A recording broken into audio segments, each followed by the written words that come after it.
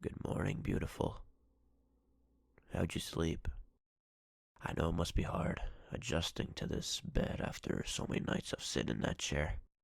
But you shouldn't need to worry. I told you, as long as you listen to me, and only me, I'd give you the most comfortable life imaginable. And it worked out, didn't it? I finally trust you enough to let you walk around the house. I even started the practice of getting you outside for a couple hours, just so you're not cooped up with me all day. And it's been quite the change of pace, huh? I told you, I'll give you the best possible life you could ever hope for, as long as you followed my rules. I mean, without me, what do you have? Very little. I'm just simply looking out for you, as I did all those years ago when we were together. I mean, properly together, whatever. But fear not, a couple of days more, I feel like we'll finally be accustomed to these changes, and we'll be able to live together as a couple once again. God, how did I get so lucky with you? It must have been fate, right? I mean, it must have been. Me tracking you down, managing to find your address, taking you away like that, sweeping you off your feet. I could even tell when you were with that other boy. I could see it in your eyes. You wanted something more, somebody more dangerous. And don't pretend like I hadn't figured out what you were like when we were together the first time. You like it when I take control and assert dominance over you.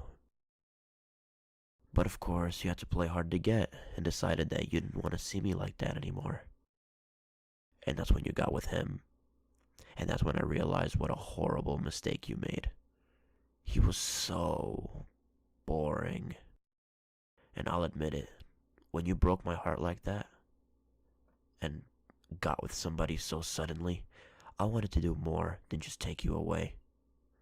I came after you purely for revenge. But my plan changed as soon as I started to observe you and him together. The way you were looking at him, the way you were talking to him, and just the way you looked in general, I knew there was another way. I knew I had to rescue you from him. And here we are. And my God, I've never seen you so happy.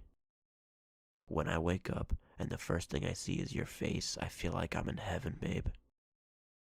Oh, and before I forget, I started to set plans for a movie night. How's that sound? I'll even let you pick out the movie you want to watch. Sounds good? I love you, babe. Even though things may seem complicated between us at times and I come down on you harder than I should, I do truly love you and appreciate you dearly.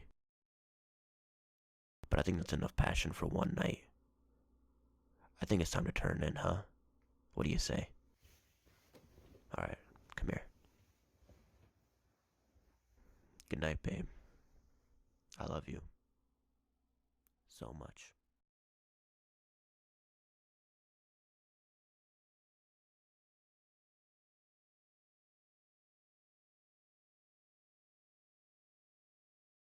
Hmm? What? Babe? What are you doing? Do, do you need something? No, I'm asking you this because you're unlocking the front door, which I precisely told you on numerous occasions not to do. You know, if you wanted something, you should have just asked me. But that's not what you wanted, is it? No. I can see your backpack on the floor right there, full of clothes, food, water. You think I'm an idiot? I know what you were trying to do. You even have your shoes on, and your jacket. You were planning to leave, weren't you? Shut up. Alright? Shut the hell up. I don't want to hear any of your excuses. Everything that comes out of your mouth is a lie. So, hold on. Let me process this. So you mean to tell me that all those weeks of us being loving towards one another, understanding each other, watching movies, cuddling, kissing, when I started to trust you enough to let you out of the house, all of that was a fucking lie. Um, I don't know what to say. It's one thing being betrayed for one time, but to be betrayed twice by the same person? Step away from the door. I said step away from the door. Don't make me repeat myself. Good. Now come here. Come here. Now. There you go. Now listen. I am heavily disappointed in you. I thought we had all figured it out. I thought that we had to move past this, and that we could finally get back to being a loving couple, but it seems to me like you need an attitude readjustment. Oh, shush. Don't bother crying. Those tears won't work on me this time.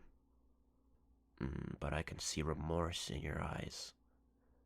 I can see your lips quivering. You didn't want to do this, did you? You felt like you had to do it. Not by choice. Perhaps there's hope for you yet. But don't get it twisted, darling. You're still gonna be punished severely for what you did. Even though I forgive you this time, I can't just let you stroll out of here without any repercussions. Now can I? That would set a bad example. So babe, I'm truly sorry for what I'm about to do. But it's like I said. You break my heart. I break something of you in return.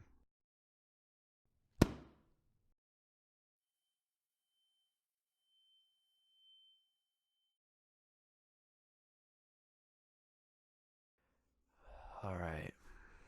You slept long enough. Wake up. Wake up. I said wake up. Oh, I'm sorry. Did I hurt you? Too fucking bad. I should gut you alive right now for what you did to me. But I won't. You know, I am very generous with you. You really underestimate how much of a forgiving person I am. Because I forgave you betraying me not once, but twice. Only a strong man with a strong heart can do something like that. Because I truly believe that there's still hope for you yet. I truly believe that there's still a part of you that wants to be with me. No matter how small, I know you truly love me and you want to be with me, and I intend to find it. Alright, now that I got that out of my system, it's time for the fun part. And I think you know what I'm talking about. Now, don't get me wrong, I want to do so many things to you right now, and not all of them are pretty. But I'm not going to gut you like I did to your other man.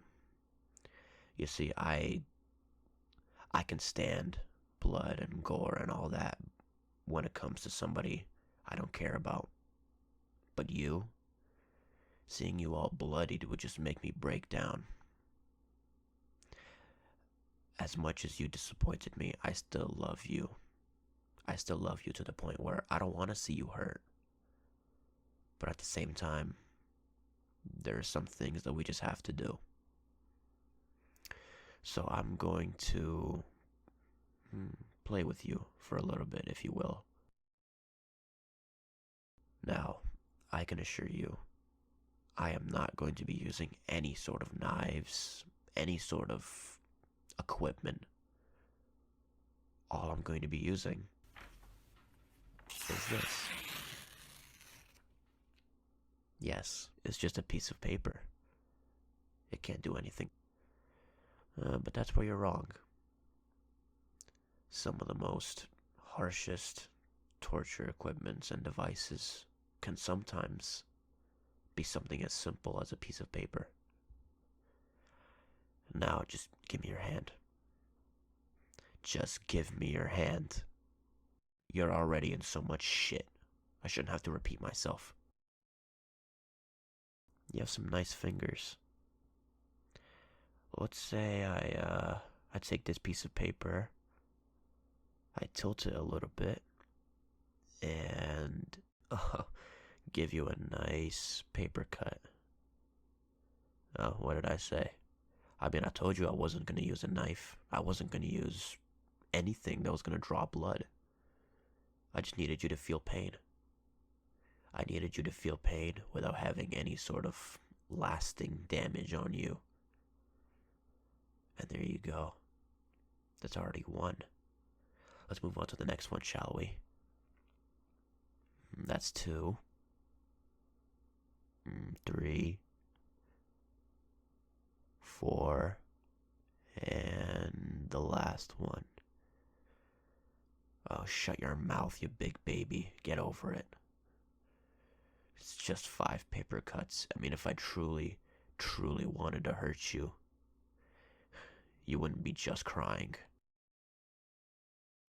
Now, I'm debating if I should go on to the other hand or not. Because, don't let it fool you. You are gonna stay here overnight. Yeah, you're gonna be sleeping in this chair for at least until the next week. You're gonna be eating here, and you're gonna be sleeping here. So I'm debating if that's torture enough. Nah, give me your hand. I haven't made you scream enough. Just give me your... Who could that be? Alright, you wait here. You wait here, and you don't make a single noise. If I hear you call for help, or God forbid, do anything to draw whoever's attention, oh, the things I'm gonna be doing to you, you'll fucking regret it. Now wait here. I'll be right back, darling.